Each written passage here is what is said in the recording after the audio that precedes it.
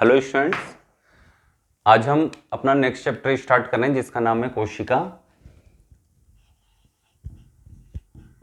इससे पहले जो हमने चैप्टर पढ़ा था उसमें काफी अच्छा रिस्पांस मिला है आप सभी का, इसके लिए बहुत बहुत धन्यवाद।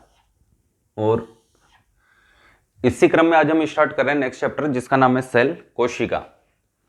सबसे पहले अपन एक बात देख लेते हैं कि जिस कोशिका को हम इंग्लिश में सेल कहते हैं, CELL, इसी सेल को हम हिंदी में कोशिका न कहकर क्या कहा जाता है? छोटा कमरा।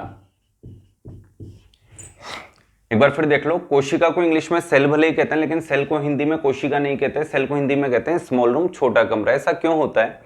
किसी भी बिल्डिंग का जो सबसे छोटा कमरा होगा उसे अपन सेल कहते हैं। ऐसे ही हमारी जो बिल्डिंग है शरीर की, उसकी जो सबसे छोटी स्ट्रक्चर है वो कौन है?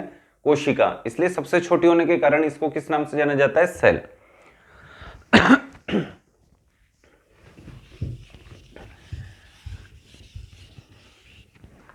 अब सेल होती क्या है पहले हम बेसिक तौर पे समझ लेते हैं। जैसे कभी भी हम एक दीवार का निर्माण करते हैं तो छोटी छोटी ईंटें लगाकर इसका निर्माण किया जाता है।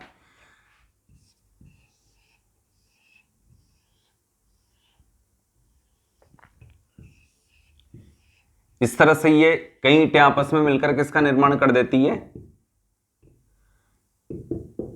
एक दीवार का। वैसे ही हमारा जो शरीर होता है ये भी एक प्रकार से हम इसकी तुलना करते हैं कि ये भी एक प्रकार की क्या होती है? दीवार। और इस दीवार में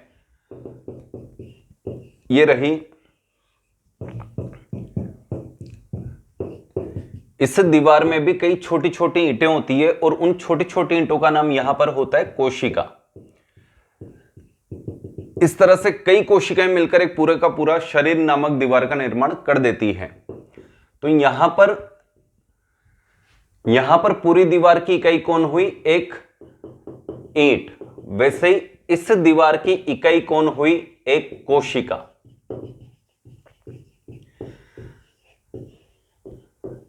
यानी हम कह सकते हैं कि हमारे शरीर रूपी दीवार की जो इकाई होती है, छोटी छोटी स्ट्रक्चर्स होती है, उसका नाम है कोशिका। अब जिस प्रकार से एक बिल्डिंग का सबसे छोटा रूम कहलाता है सेल, वैसे ही हमारे शरीर की जो सबसे छोटी स्ट्रक्चर है उसका नाम है कोशिका। सबसे छोटी होने के कारण इसको इंग्लिश में कहा जाता है सेल।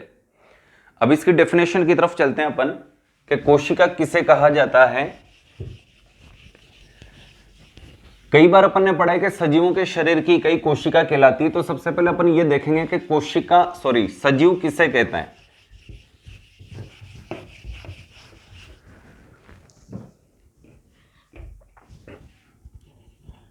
ये लिख दिया मैंने यहां पर कोशिका, सेल, और इसमें डेफिनेशन लिख दी सबसे पहले सजीवों। अब सजीव किसे कहा जाता है यानी लिविंग्स किसे कहा जाता है? दुनिया में दो ही जने जो लिविंग्स की श्रेणी में आते हैं, एक तो प्लांट और एक एनिमल। तो यहां ब्रैकेट में लिख देता हूं पादप व जंतु। पादप और जंतु के अलावा तीसरा इस दुनिया में कोई नहीं है जिसे सजीव की श्रेणी में रखा जा सके। तो सजीवों के शरीर की इकाई, लेकिन कौन सी इकाई? शरीर की संरचनात्मक यानी स्ट्रक्चरल व क्रियात्मक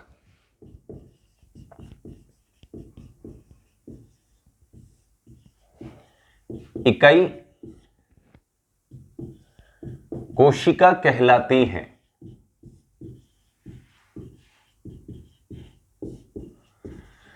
structural and functional unit of human body या लिविंग्स क्या कहलाएगी? सेल। अब अपन इसको समझ लेते हैं कि इस डेफिनेशन में दो शब्द हैं यहाँ पे, एक तो संरचनात्मक और एक क्रियात्मक। तो संरचनात्मक और क्रियात्मक शब्द से क्या अभिप्राय है, मीनिंग क्या है इन दोनों का, ये देख लो।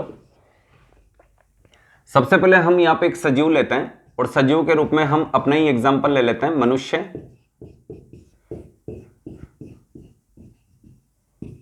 ये लो, और हमने कहा कि सजीवों के शरीर की इकाई क्या कहलाती है? कोशिका। ये रही कोशिका, और ये है एक सजीव, और सजीव के रूप में हमने किसको लिया है? मनुष्य को। आप अन्य को भी ले सकते हो, प्लांट्स को भी ले सकते हो, लेकिन हमने किसको ले लिया? मनुष्य को। अब हम इस डेफिनेशन के अकॉर्डिंग यहां पे कुछ चीजें अप्लाई करते हैं, दोनों वर्ड्स को अप्लाई करेंगे। जैसे संरचनात्मक, जिस प्रकार से एक सजीव की अपने आप में एक संरचना होती है, उसी प्रकार से उस सजीव की इकाई यानी कोशिका की भी अपने आप में एक संरचना होती है, यह भी संरचनात्मक होती है। सेकंड नंबर पे एक शब्द जुड़ा है यहां पर, क्रियात्मक। स्ट्रक्चरल तो हो ही गया, अब देखते हैं फंक्शनल। इसका मतलब यह हुआ कि इस शरीर के द्वारा जितनी भी क्रियाएं संपन्न की जाती है, जैसे पहले हम देख लेते हैं कि हमारी ह्यूमन बॉडी कौन कौन सी क्रियाएं संपन्न करती है, जैसे पाचन, श्वसन, परिसंचरण, उत्सर्जन, digestion, respiration, circulation and excretion. इसके अलावा अन्य भी क्रियाएं हैं ईटीसी, लेकिन हम फिलहाल 4 के बारे में ही पढ़ लेते हैं कि मानव शरीर के द्वारा जितनी भी क्रियाएं संपन्न की जाती है, वो सारी क्रियाएं एक उसकी इकाई यानी कोशिका के द्वारा भी संपन्न की जाती है। इसका मतलब यह हुआ कि अगर हमारी बॉडी पाचन का काम करती है, तो ये कोशिका भी पाचन का काम करेगी या करती है। अगर ये श्वसन, परिसंचरण, उत्सर्जन, ईटीसी यानी कई क्रियाएं संपन्न करती है, तो ये सारी क्रियाएं इस कोशिका के द्वारा भी संपन्न की जाएगी। लिख देते हैं, पाचन किया, श्वसन किया, परिसंचरण किया और फाइनली ये उत्सर्जन किया। लेकिन यहां पे एक मैटर समझ में नहीं आता कि पाचन का काम तो हमारे शरीर में आहार नली करती है, आहार नली में भी मुख करता है, आमाशय करता है, छोटी आंत करती है, तो यहां पे तो ऐसा कोई स्ट्रक्चर है नहीं जो पाचन का काम कर दे। लेकिन कोशिका के अंदर पाचन का काम कौन करता है, अगर ये प्रश्न पूछे तो यहां पर राइट आंसर जाता है लाइसोसोम।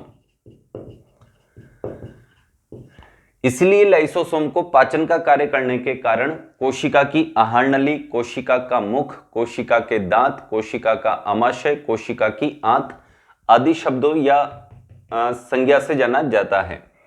नेक्स्ट है श्वसन। हमारी कोशिका रेस्पिरेशन करती है और हमारा शरीर भी रेस्पिरेशन करता है, तो हमारे शरीर में रेस्पिरेशन का काम कौन करता है, लंग्स, फेफड़े। लेकिन कोशिकाओं के अंदर ऐसा कोई फेफड़ा नामक संरचना तो है नहीं, तो कोशिका के अंदर रेस्पिरेशन कौन करता है, राइट आंसर जाता है माइटोकॉन्ड्रिया।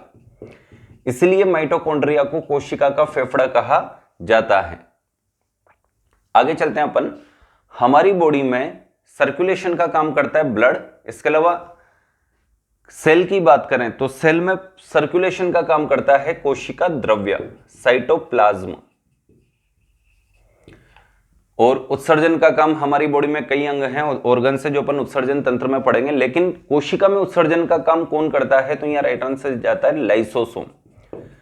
अपशिष्ट पदार्थों का पाचन करके उन्हें कोशिका के बाहर त्याग देता है, इस वजह से उसे कोशिका का सफाई कर्मचारी भी कहा जाता है। सफाई करता है यानी उत्सर्जित अपशिष्ट चीजों का क्या कर देता है, उत्सर्जन कौन करेगा, लाइसोसोम। तो हमारी बॉडी की अपने आप में एक स्ट्रक्चर है, उसी प्रकार से जो इसकी इकाई है कोशिका, उसकी भी अपने आप में एक स्ट्रक्चर है, इसलिए संरचनात्मक इकाई कहलाती है। क्रियात्मक इकाई इसलिए कहा जाता है क्योंकि एक सजीव शरीर जितनी भी क्रियाएं संपन्न करता है, वो सारी की सारी क्रियाएं उसकी इकाई यानी कोशिका भी संपन्न करती है। एज एग्जाम्पल हमने 4-5 एग्जाम्पल लिए थे जो देखें। अब अपन बढ़ते हैं आगे की तरफ, कोशिका विज्ञान। ये डेफिनेशन आप नोट कीजिए, इसके बाद टॉपिक डालो कोशिका विज्ञान, जिसे अपन साइंटिफिक लैंग्वेज में साइटोलॉजी कहते हैं और सिंपल साइंस में सेल साइंस कहते हैं।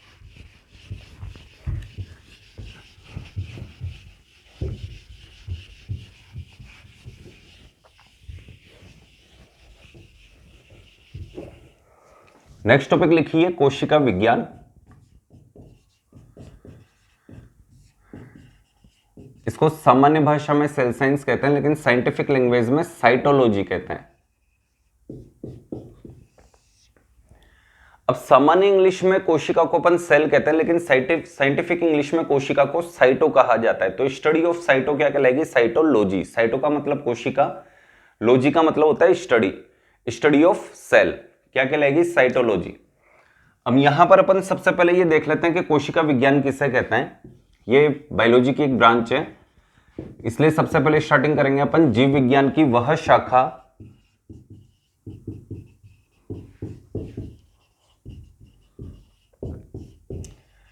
जिसके अंतर्गत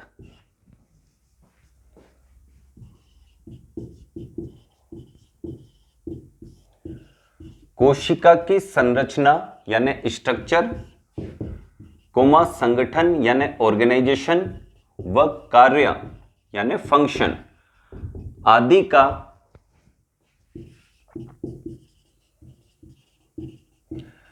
अध्ययन किया जाता है।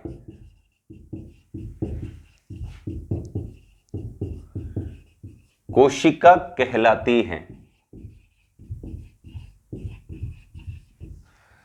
कोशिका विज्ञान कहलाती है।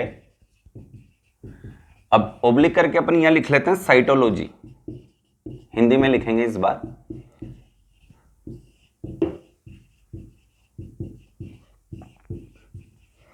और यहीं पे लिख लेते हैं एक और पॉइंट, चलो मैं इसे नोट करके लिखा दूंगा, ये तो नोट कीजिए आप। अब अपने पास यहाँ पे 4-5 अच्छे पॉइंट्स आते हैं, जैसे कि सबसे पहले अपने पास एक वर्ड आया है यहाँ पे कोशिका विज्ञान। तो कोशिका विज्ञान यानी साइटोलॉजी वर्ड देने वाले वैज्ञानिक कौन थे? तो नेक्स्ट अपन ने एक नोट लगा लेते हैं, इसमें एक पॉइंट लिखेंगे अपन, कोशिका विज्ञान मीन्स साइटोलॉजी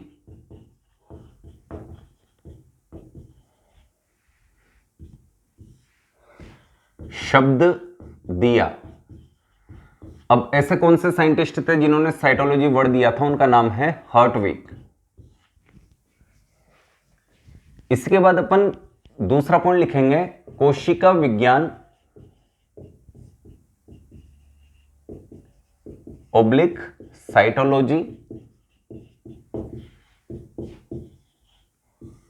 के जनक, इंग्लिश में आप लिख सकते हो फादर ऑफ साइटोलॉजी, जो काफी फेमस साइंटिस्ट हैं, रॉबर्ट हुक।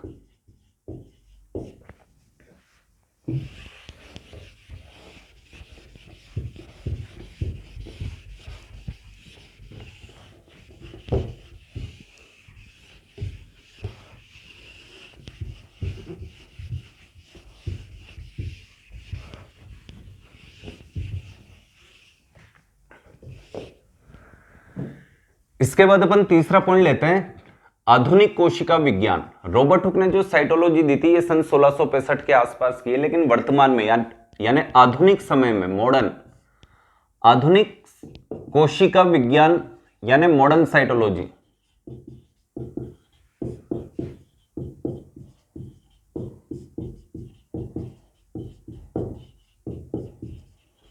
के जनक कौन है? तो यहां राइट आंसर जाता है सीपी स्वानसन। अपन कोशिका चैप्टर में एक टॉपिक पढ़ते हैं जिसका नाम है सेल थ्योरी, कोशिका सिद्धांत। और कोशिका सिद्धांत देने वाले दो वैज्ञानिक थे, स्लेडन एंड स्वान। तो विशेष बात ध्यान रखें, ये वो स्वान नहीं है, ये सीपी स्वानसन है, वो थियोडोर स्वान है। नेक्स्ट 4 नंबर पे अपन चलते हैं।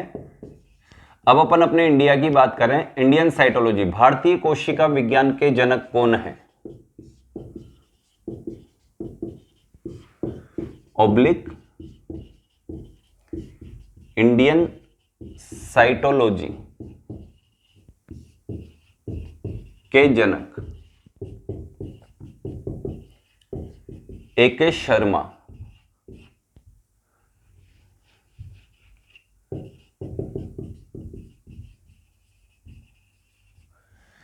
ये काफी इंपॉर्टेंट क्वेश्चन है, कई बार पूछे जाते हैं, इन चारों को आप नोट कीजिए। इसके बाद अपन लेते हैं कोशिका से संबंधित कुछ महत्वपूर्ण बिंदु।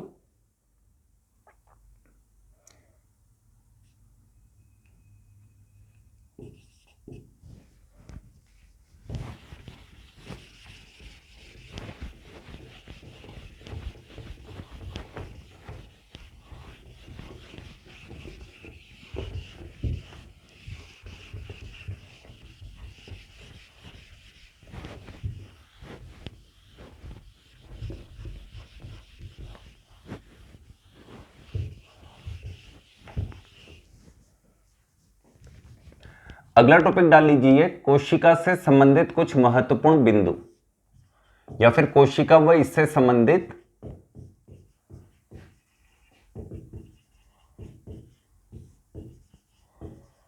कुछ महत्वपूर्ण बिंदु। सम इंपॉर्टेंट पॉइंट्स अपन लिखने वाले हैं जो कोशिका से रिलेटेड हैं। देखो इसमें सबसे पहला पॉइंट आता है कि कोशिका की खोज सबसे पहले किसने की। काफी इंपॉर्टेंट पॉइंट है ये।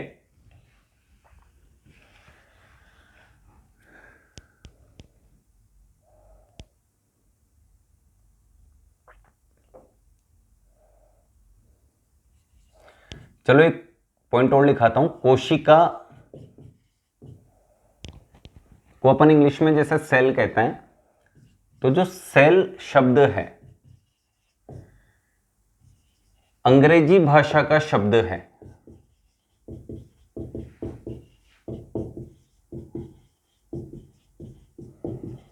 जिसका अर्थ है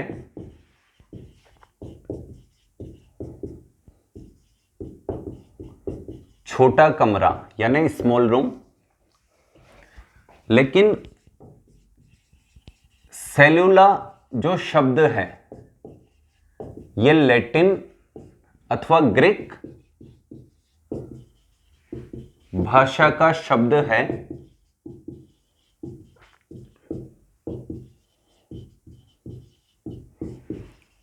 जिसका अर्थ है साधु का घर। देखो साधु क्या होता है, संत क्या होता है, एक छोटी से छोटी जगह में अपना स्थान बना लेते हैं। ऐसा नहीं है कि कोई बहुत बड़ा बंगला बनाएंगे उसमें रहेंगे, जितना छोटा स्थान मिल जाए उन्हें रहने के लिए काफी होता है। वैसे हमारे शरीर का जो सबसे छोटा स्ट्रक्चर है वो कौन है, कोशिका, जिसकी तुलना किससे करिए, साधु के घर से, या फिर ऊपर जाए तो छोटे कमरे से। अब यहां पर एक अच्छा प्रश्न बनता है कि कोशिका की खोज सबसे पहले किसने की, तो यहां लिख लेते हैं अपन, सर्वप्रथम सन 1665 में कोशिका की खोज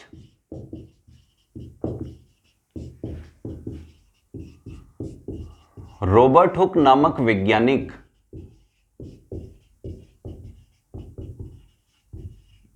के द्वारा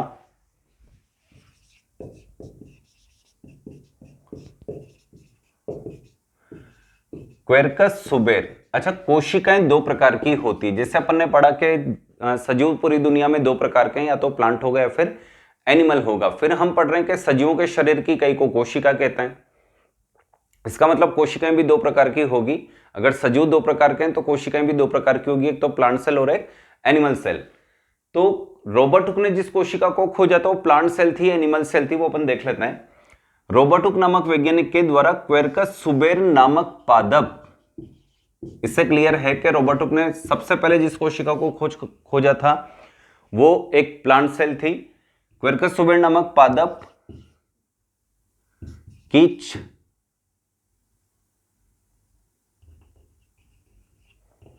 के कोर्क भाग भी लिख दिया अपन ने कि किस भाग में उसको खोजा था। चलो पूरा ही लिखता हूं मैं, की छाल यानी बार्क के कोर्क भाग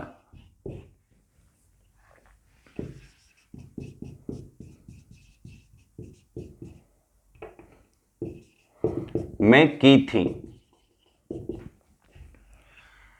नेक्स्ट पॉइंट है अपने पास कि रॉबर्ट हुक ने जिस कोशिका को खोजा था उसका विस्तृत वर्णन किस पुस्तक में किया था, उसका नाम था माइक्रोग्राफिया। लेकिन इसे अपन लिखेंगे बाद में, उससे पहले अपन एक इंपॉर्टेंट पॉइंट लिख लेते हैं रॉबर्ट हुक से रिलेटेड। रॉबर्ट हुक ने जिस कोशिका को खोजा था इसको नाम क्या दिया था, कई बार पूछा हुआ प्रश्न है। रॉबर्ट हुक ने इस खोजी गई कोशिका को सेल्यूला नाम दिया था, जैसा कि अपन ने ऊपर लिखा है यहां पर, ये रहा, सेल्यूला नाम दिया था। अब एक और प्रश्न अपने पास उठता है कि कोशिका हमारे शरीर की या सजीवों के शरीर की वो संरचना है या वो इकाई है जिसको नग्न आंखों से नहीं देखा जा सकता। इसको देखने के लिए हमेशा किसका उपयोग किया जाएगा। अब ये इतनी सूक्ष्म होती है कि सूक्ष्मदर्शी का ही उपयोग करना पड़ेगा। तो यहां ये प्रश्न उठता है कि रॉबर्ट हुक ने अपने द्वारा खोजी गई कोशिका को देखने के लिए जिस सूक्ष्मदर्शी का उपयोग किया था वो सूक्ष्मदर्शी किसने बनाया था, इन्होंने या किसी और ने? तो राइट आंसर जाता है इन्होंने, खुद ने। एक और लाइन लिख लेते हैं अपन यहां पर, रॉबर्ट हुक ने इस खोजी गई कोशिका को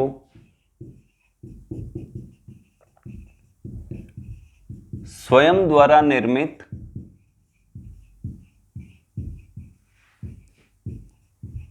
सूक्ष्मदर्शी यानी माइक्रोस्कोप के द्वारा देखा था। अब जैसे ही रॉबर्ट हुक ने सूक्ष्मदर्शी के द्वारा स्वयं द्वारा खोजी गई कोशिका को देखा था, तो देखने के पश्चात इन्होंने उस देखी गई कोशिका की तुलना किससे की थी? ये तुलना की थी इन्होंने मधुमक्खी के छत्ते के समान। रॉबर्ट हुक ने स्वयं द्वारा खोजी गई कोशिकाओं या कोशिका की तुलना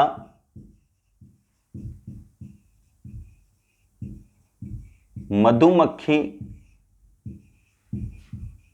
के छत्ते से की थी।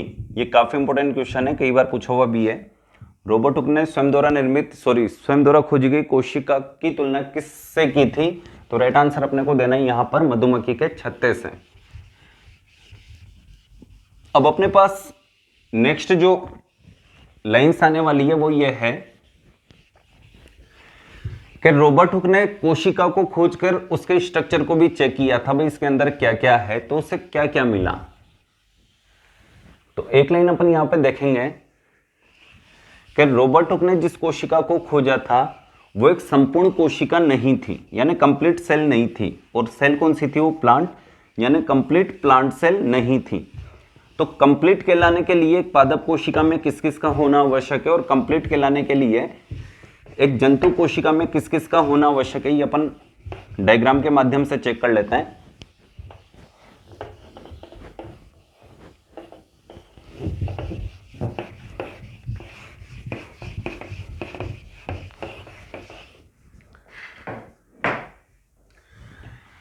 पहले अपन पॉइंट लिखते हैं नेक्स्ट, जो भी नंबर चल रहा है आप देख लेना। ये रहा,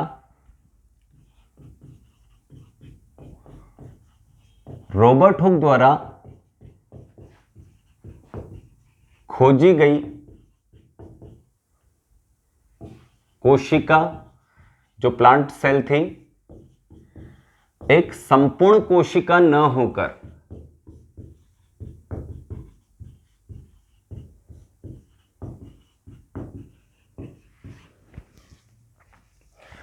अब अपन यहां पे ड्रॉप करते हैं, स्टॉप लेते हैं थोड़ा सा। इससे पहले अपन देख लेते हैं कि कोई भी कोशिका संपूर्ण कहलाने के लिए क्या क्या घटक रखती है, उसके पास क्या क्या होना आवश्यक है कि अपन उसे कंप्लीट सेल कह सकें।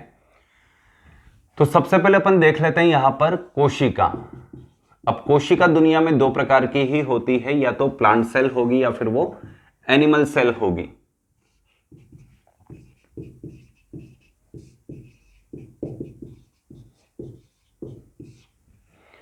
और एक ये रहा जंतु कोशिका। अब प्लांट सेल और एनिमल सेल दोनों कंप्लीट कहलाने के लिए कितने कितने घटक रखती है ये अपन देख लेते हैं। तो यहां पे अपन लिखते हैं 5 कंपोनेंट्स यानी 5 घटक। और जंतु कोशिका जो कंप्लीट कहलाना चाहती है उसके पास 3/4 कंपोनेंट्स होना जरूरी है। मींस एक पादप कोशिका के पास अगर ये पांचों घटक प्रेजेंट है, 5 कंपोनेंट्स, कंप्लीट 5 कंपोनेंट्स प्रेजेंट है, तो ये प्लांट सेल क्या कहलाएगी? अपने आप में कंप्लीट प्लांट सेल। लेकिन अगर किसी जंतु के पास या जंतु कोशिका के पास ये तीनों घटक प्रेजेंट हैं, तब भी वो जंतु कोशिका क्या कहलाएगी? Complete animal cell. चौथा हो भी सकता है और नहीं भी हो सकता, जरूरी नहीं है, लेकिन ये 3 अगर प्रेजेंट है तो वो कंप्लीट एनिमल सेल कहला सकती है। अब ये 5 घटक कौन कौन से हैं ये अपन देख लेते हैं डायग्राम के माध्यम से। सबसे पहले हमने ये एक सबसे बाहरी बाउंड्री खींच दी। जिसको अपन कोशिका भित्ति के नाम से जानते हैं, सेल वॉल। इसके ठीक भीतर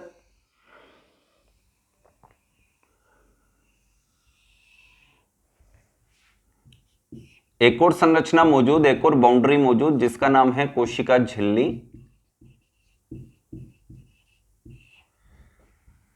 इस कोशिका झिल्ली से भीतर की तरफ जितना भी ये खाली स्थान है, रिक्त स्थान है, इसमें द्रव्य भरा रहता है। मैं ऐसे करके बना देता हूं, केवल साइड साइड में, कंप्लीट पूरा भरा रहता है ये अंदर तक, बीच तक। ऐसा ना सोचे कि खाली है, बाकी का सारा भरा हुआ है। और इस तीसरे घटक को नाम दिया जाता है कोशिका द्रव्य,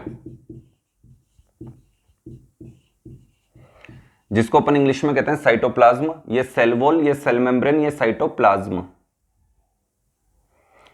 इसके बाद अपन बात करते हैं केंद्रक की। तो चौथा घटक है अपने पास केंद्रक, ये रहा।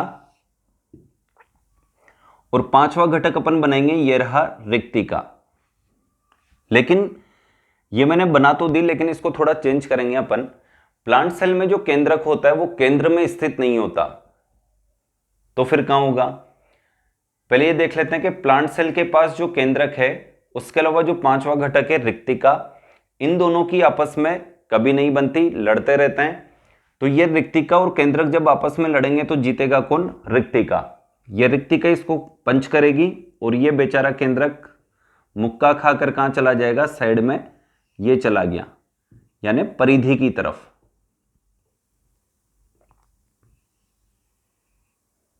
ये लो। तो फिर ये रिक्तिका कहां आ जाएगी? अब जीत गई तो ये यहीं पर आकर बैठ जाएगी। इसलिए ये रहा चौथा घटक अपना केंद्रक, और यह है इस पादप कोशिका का पांचवा घटक रिक्तिका अथवा रसधानी। इस तरह से प्लांट सेल में कंप्लीट 5 घटक होना आवश्यक है, तब जाकर वो कंप्लीट प्लांट सेल कहलाएगी।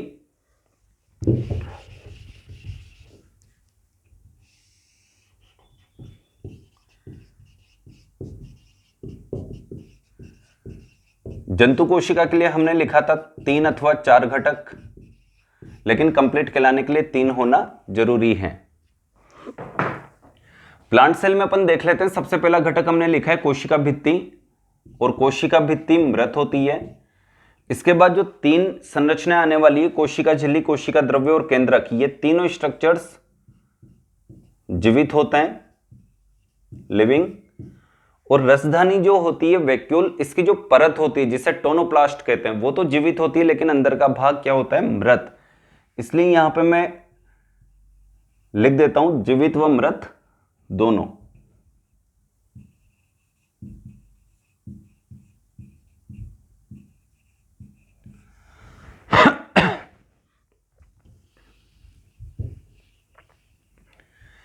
अब ये 5 घटक अगर एक पादप कोशिका के पास प्रेजेंट है तो कंप्लीट प्लांट सेल कहलाएगी, लेकिन अगर इस 5 से एक भी कम हुआ तो फिर ये plant cell complete plant cell नहीं कहलाएगी। जैसे कि मान लेते हैं इसके पास रिक्तिका नहीं है, किसी भी वजह से नहीं है, तो फिर ये कंप्लीट प्लांट सेल नहीं कहलाएगी। केंद्रक नहीं है, प्लांट सेल नहीं कहलाएगी। कोशिका द्रव्य नहीं है, कंप्लीट प्लांट सेल नहीं कहलाएगी। कोशिका झिल्ली नहीं है या कोशिका भित्ति नहीं, कोई भी एक नहीं है या एक से अधिक एब्सेंट है, तो फिर ये कंप्लीट प्लांट सेल नहीं कहलाएगी। अब हमने लिखा है कि रॉबर्ट हुक द्वारा खोजी गई कोशिका एक संपूर्ण कोशिका नहीं थी। अब संपूर्ण पादप कोशिका नहीं थी तो ये कंफर्म है कि उस कोशिका में कंप्लीट 5 घटक प्रेजेंट नहीं थे, 5 से कम थे। कितने कम थे ये अपन देखते हैं आगे। फिलहाल एनिमल सेल को भी अपन रीड कर लेते हैं। वहां पे 3 घटक का होना जरूरी है, और वो 3 घटक वहां पर कौन होंगे? जो बीच में अपन ने लिखे हैं तीनों जीवित वाले। ये तीनों के तीनों किसमें प्रेजेंट हो जाएंगे? जीवित वाले जंतु कोशिका में। तो जंतु कोशिका का पहला घटक, यानी उसके अकॉर्डिंग जो अपन बना रहे हैं, वो है पहले नंबर पर कोशिका झिल्ली। पहले अपन जीवित वाले लेकर आए हैं, अभी चौथा भी लेकर आएंगे, लेकिन पहले 3 तो देख लेते हैं कौन कौन से प्रेजेंट है। कोशिका झिल्ली के ठीक भीतर प्रेजेंट होता है अगला कंपोनेंट्स ऑफ सेल, ये रहा। इसका नाम है कोशिका द्रव्य, साइटोप्लाज्म। नेक्स्ट है केंद्रक, तीसरा घटक। और जंतु कोशिकाओं का केंद्रक केंद्र में ही स्थित होता है, क्योंकि यहां पर इससे लड़ने वाली रिक्तिका मौजूद नहीं होती, और अगर होती भी है तो वो छोटी छोटी आकृति की हो सकती है। अब आप समझ गए होंगे कि यहाँ चौथा घटक कौन हो सकता है, रिक्तिका। इसका मतलब यह हुआ कि कोशिका भित्ति 100% केवल किसका कैरेक्टर है, प्लांट्स का। अब तीन घटक तो हो गए और तीनों क्या होते हैं, जीवित। अब चौथे घटक की बात करें तो वो एनिमल सेल में कौन प्रेजेंट हो गया, तो सेल वॉल या फिर रिक्तिका। लेकिन हमें पता लग गया कि सेल वॉल 100% किसका कैरेक्टर है, प्लांट सेल का। तो फिर चौथा घटक यहां पर कौन होगा, रिक्तिका। रिक्तिका जंतु कोशिकाओं में ओब्लिक करके लिए इसलिए लिखा है, प्रेजेंट भी हो सकती है और एब्सेंट भी हो सकती है। एब्सेंट है तो कोई बात नहीं, लेकिन अगर प्रेजेंट है तो वो आकृति में कैसी होगी, छोटी छोटी। और छोटी रिक्तिका कभी भी बड़े केंद्रक से लड़ाई नहीं लड़ेगी। इसका मतलब यहां पर केंद्रक हमेशा कहां बना रहेगा, केंद्र की तरफ। और अगर रिक्तिकाएं प्रेजेंट है छोटे छोटे रूप में भी, तो फिर ये कहां प्रेजेंट रहेगी, किनारों की तरफ, परिधि की तरफ। ये इसका पांचवा घटक, सॉरी चौथा घटक हम लिख देते हैं, रिक्तिका या राजधानी, वैक्यूल्स कहा जाता है इन्हें।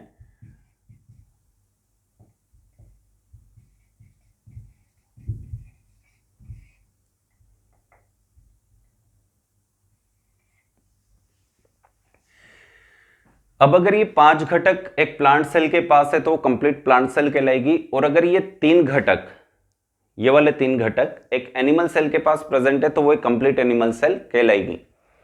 अब अपन अपनी बात पे वापस आते हैं कि रॉबर्ट हुक द्वारा खोजी गई कोशिका जो एक प्लांट सेल थी, वो एक संपूर्ण प्लांट सेल न होकर, यानी उसमें कंप्लीट पांच घटक न होकर पांच से कम थे।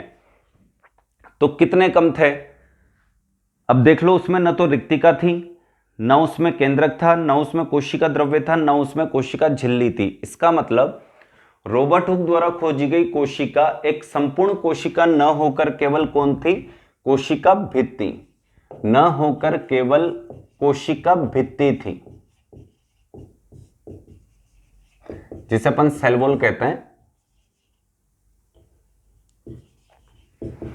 और हमें पता है कि कोशिका भित्ति क्या होती है, मृत। तो हम यहां पर नेक्स्ट वन लिखेंगे, रॉबर्ट हुक द्वारा खोज। चलो उससे पहले ये डायग्राम भी बनाओ आप। ये लाइन लिखने के बाद डायग्राम बनाएंगे और उसके बाद में लिखेंगे 2 पॉइंट और। उसके बाद रॉबर्ट हुक को छोड़कर अपन आगे चलेंगे। यही लिख देता हूं मैं,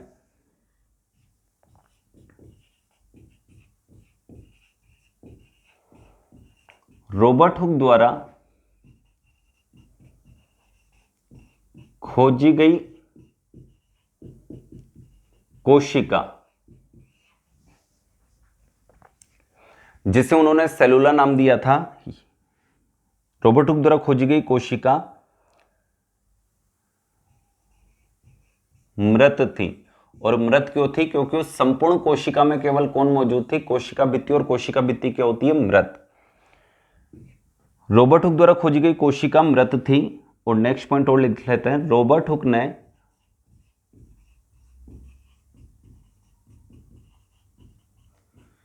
इस खोजी गई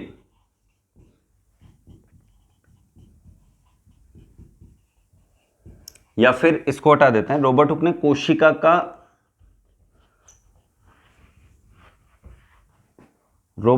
कोशिका का विस्तृत वर्णन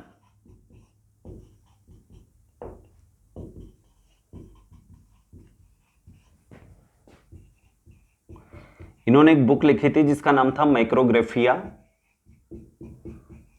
विस्तृत वर्णन माइक्रोग्राफिया नामक पुस्तक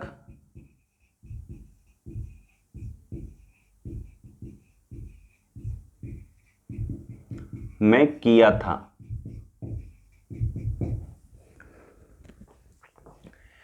ये तो रॉबर्ट हुक कंप्लीट हुए, जिसके बारे में हमें पता चला कि रॉबर्ट हुक द्वारा खोजी गई कोशिका कैसी थी, मृत। तो फिर एक और प्रश्न उठ के आता है कि जीवित कोशिका की खोज सबसे पहले किसने की थी। यहां पर हम वो भी देख लेते हैं। ये रॉबर्ट हुक कंप्लीट हुए, अब अपन चलते हैं कि जीवित कोशिका की खोज सबसे पहले किसने की थी। तो यहां पे नाम निकल के आता है एंटोनी वॉन ल्यूवेनहॉक।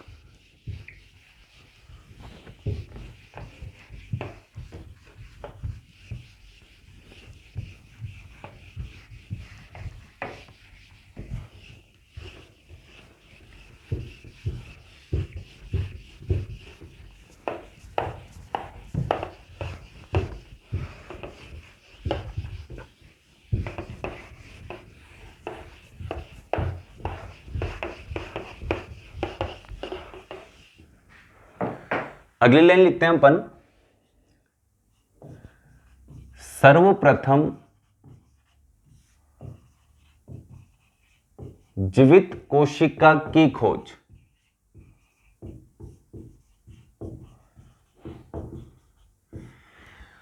अब रॉबर्ट हुक ने तो सन 1665 में खोजा था, वो भी मृत निकली, लेकिन जीवित कोशिका की खोज सन 1674 में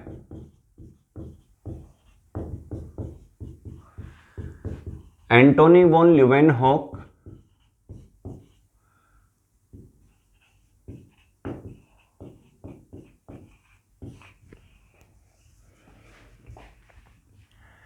एंटोनी वॉन फिलिप्स ल्यूवेनहॉक इनका पूरा नाम है, लेकिन शॉर्ट में लिखते हैं अपन एंटोनी वॉन ल्यूवेनहॉक नामक वैज्ञानिक के द्वारा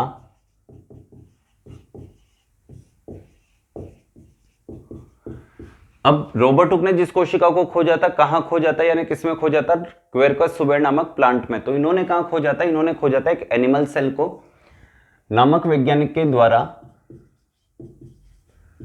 तालाब के जल में उपस्थित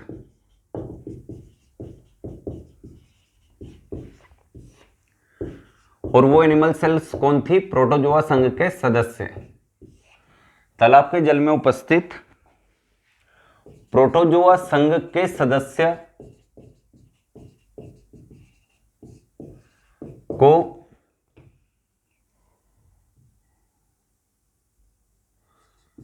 स्वयं द्वारा निर्मित, इन्होंने भी देखो कोशिका को अगर देखा था तो किससे देखा था, स्वयं द्वारा निर्मित।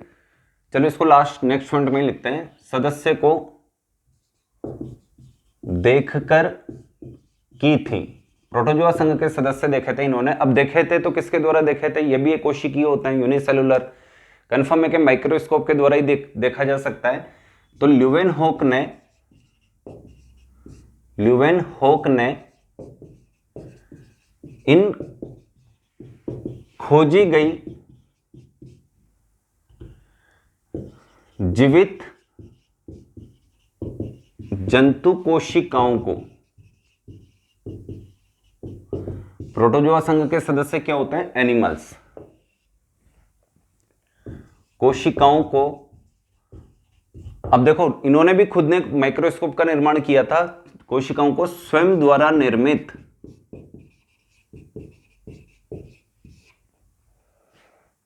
सूक्ष्मदर्शी यानी माइक्रोस्कोप।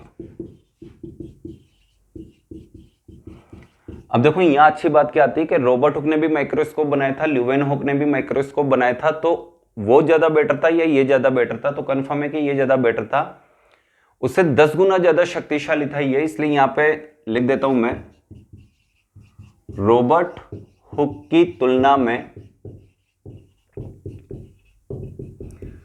10 गुना ज्यादा शक्ति का सूक्ष्मदर्शी इन्होंने बनाया था। लाइन पूरी करते हैं, द्वारा निर्मित सूक्ष्मदर्शी की सहायता से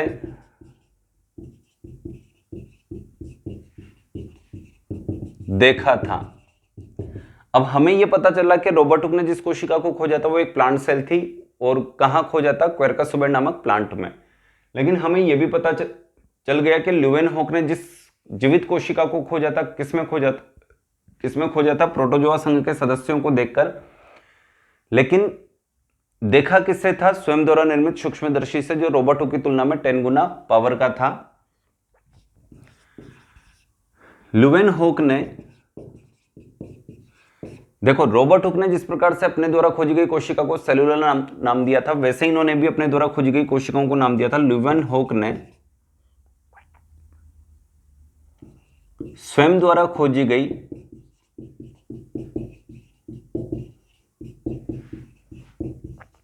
इन जीवित जंतु कोशिकाओं को,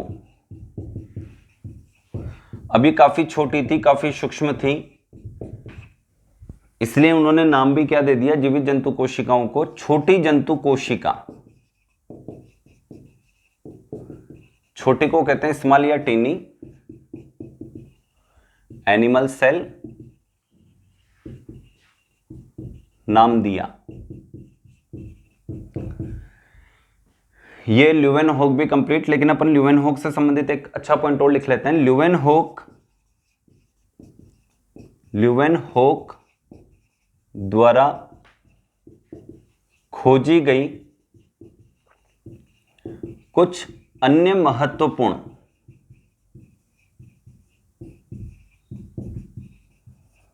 कोशिकाएं निम्न हैं। अपने एक चैप्टर और है सूक्ष्म जीव, जिसमें अपन बैक्टीरिया, वायरस, शैवाल, कवक यानी फंजाइन, एल्गियन फंजाई, इसकी स्टडी करेंगे। तो यहां पर अपने को एक प्रश्न अच्छा सा मिल जाता है कि ल्यूवेनहोक वो पहले वैज्ञानिक थे, जैसे रॉबर्ट हुक पहले वैज्ञानिक थे जिन्होंने कोशिका की खोज की, लेकिन ल्यूवेनहोक वो पहले वैज्ञानिक थे जिन्होंने पहली जीवित कोशिका की खोज की थी। और वो भी कौन थी? सूक्ष्म थी, काफी सूक्ष्म थी, सूक्ष्मदर्शी के माध्यम से खोजा था इन्होंने। तो पहला जो सबसे बेस्ट सूक्ष्मदर्शी बनाया था वो किसने बनाया था? ल्यूवेनहोक ने। इसलिए ल्यूवेनहोक को फादर ऑफ माइक्रोस्कोपी नाम भी दिया जाता है। और इन्होंने सबसे पहले जीवित सूक्ष्म जीवों यानी जीवित कोशिकाओं को देखा था जो काफी सूक्ष्म थी, सूक्ष्म जीवों की खोज की थी इन्होंने, इसीलिए इनको फादर ऑफ माइक्रोब्स भी कहा जाता है या माइक्रोबायोलॉजी भी कहा जाता है। अब इनके द्वारा खोजी गई जो माइक्रोब्स थे या छोटे छोटे जीव थे, उनके नाम क्या क्या है अपन देख लेते हैं। ट्रिक लिख रहा हूं मैं यहां पर, जीपीआरएस। इस ट्रिक के माध्यम से मैं लिखूंगा यहां पर, जैसे जी का मतलब है, या फिर खड़ी लाइन में लिख देता हूं, number 1 G, number 2 P, number 3 R और नंबर 4 एस। तो जी का मतलब है यहां पर जीवाणु। ये प्रश्न कई बार पूछा हुआ है। बैक्टीरिया के खोजकर्ता कौन है? ल्यूवेनहोक। इन्होंने बैक्टीरिया की खोज कैसे की थी? एक बार ये अपने दांतों को, चिमटी वगैरह आती है उससे ऐसे ऐसे कर रहे थे, कुछ ऐसे ऐसे, तो जो मेल निकला, इन्होंने देखा कि अगर तालाब के जल में सूक्ष्मजीव मिल सकते हैं तो इस मेल में भी कुछ ना कुछ मिल जाएगा। तो इन्होंने माइक्रोस्कोप के द्वारा उस मेल को देखा, तो उसमें इन्होंने किस संरचनाओं को देखा? बैक्टीरियाज को। नेक्स्ट जो हमने देखा, सबसे पहले इन्होंने किसकी खोज की थी? प्रोटोजोआ संघ के सदस्यों की, जो एक बार फिर लिख रहा हूं मैं यहां पर, प्रोटोजोआ संघ के सदस्य। नेक्स्ट है आरबीसी। आरबीसी की खोज भी सबसे पहले किसने की थी? ल्यूवेनहोक। और लास्ट शुक्राणु या फिर स्पर्म, इसकी खोज भी करने वाले पहले वैज्ञानिक कौन थे? ल्यूवेनहोक। इसके अलावा मैं यहां पे 2 और एग्जांपल लिख देता हूं 5 और 6 पर। HC, स्पर्म को ह्यूमन बॉडी से अलग पहली बार ल्यूवेनहोक ने देखा था। तो यह भी पूछा जा सकता है कि मानव कोशिका का पहली बार पृथक्करण या पृथक रूप से देखने का श्रेय किस वैज्ञानिक को दिया जाता है? ल्यूवेनहोक। मानव कोशिका को शरीर से अलग देखने का श्रेय किसे दिया जाता है? ल्यूवेनहोक। और एक लास्ट SG, और यह है स्पाइरोगाइरा शैवाल।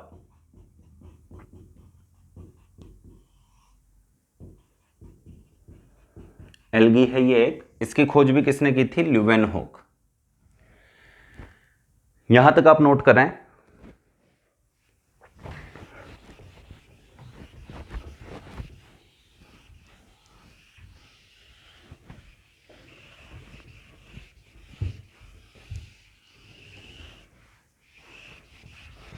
इसके बाद अपन एक पॉइंट और लिखेंगे। एक पॉइंट ये आता है कि हम ये देख रहे हैं कि सबसे पहले कोशिका को खोजने का श्रेय रॉबर्ट हुक को ही दिया जाता है, लेकिन जीवित कोशिका को खोजने का श्रेय किसे दिया जाता है? Antonie van Leeuwenhoek. लेकिन अगर प्रश्न ये आ जाए कि ल्यूवेनहोक ने तो जीवित जंतु कोशिका को खोजा था, तो सबसे पहले जीवित पादप कोशिका की खोज का श्रेय किस वैज्ञानिक को दिया जाता है? तो नेक्स्ट लाइन में अपन तीसरे साइंटिस्ट की तरफ चलते हैं। सर्वप्रथम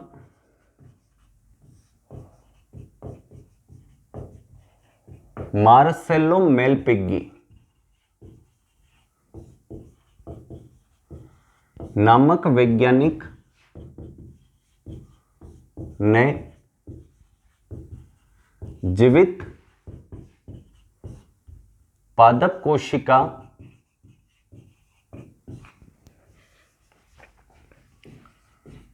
की खोज की थी, जिससे उन्होंने यूट्रिकुलस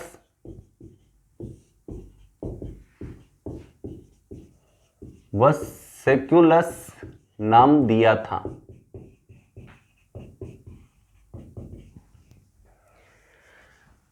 इसे नोट कीजिए,